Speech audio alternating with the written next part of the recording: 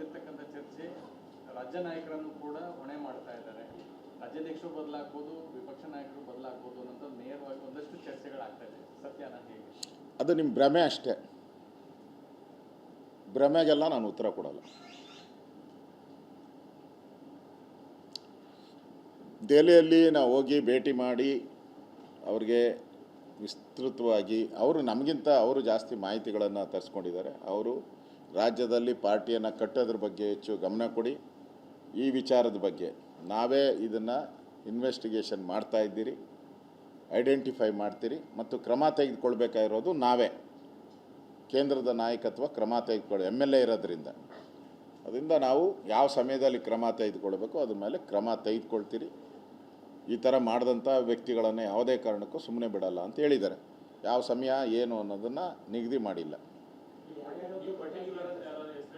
ಯಾರ ಹೆಸರು ಹೇಳಿ ನಾವು ಹೇಳಿಲ್ಲ. ಸೆಂಟ್ರಲ್ ಗೌರ್ಮೆಂಟ್ ಇದೆಯಲ್ಲ, ಗೊತ್ತಾಗ್ತೈತೆ.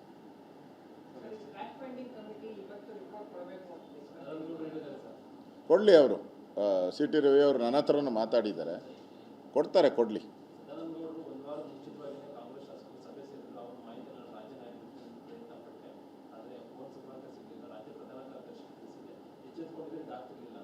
ಗೊತ್ತಿಲ್ಲ, ನಾನು ಕೇಳಿದೆ ಹೆಸರು ಹೇಳಿ ಅಂತ, ಹೆಸರು ಗೊತ್ತಿಲ್ಲ ಅಂದರು. ಅದರಿಂದ ಏನು ಅದ್ರ ಬಗ್ಗೆ ಏನು ಮಾಡೋಕ್ಕಾಗಲ್ಲ.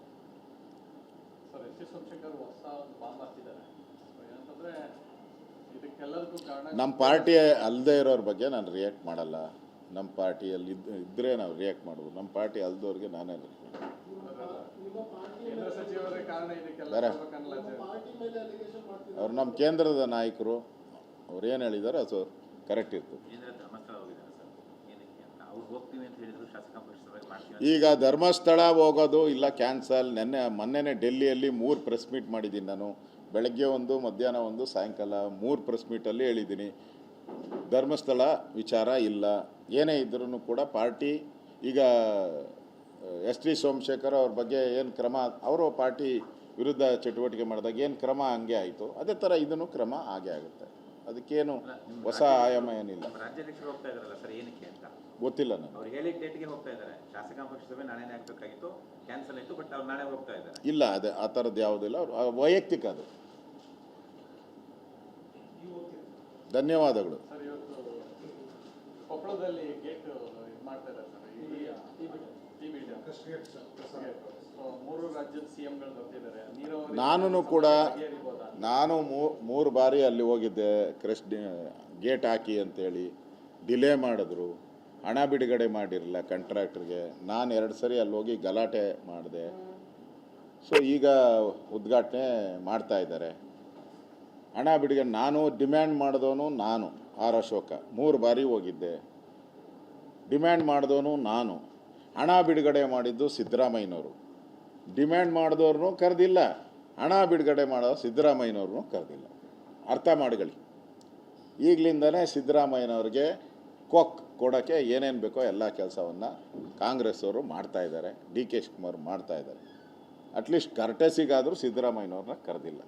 ಹಣ ಬಿಡುಗಡೆ ಮಾಡಿ ಆ ಗೇಟ್ ಟೆಂಡರ್ ಇರ್ಬೋದು, ಎವ್ರಿಥಿಂಗ್ ಸಿದ್ದರಾಮಯ್ಯನವ್ರು ಮುಖ್ಯಮಂತ್ರಿ ಆಗಿದ್ದಾಗ ಕರೆಯೋದು.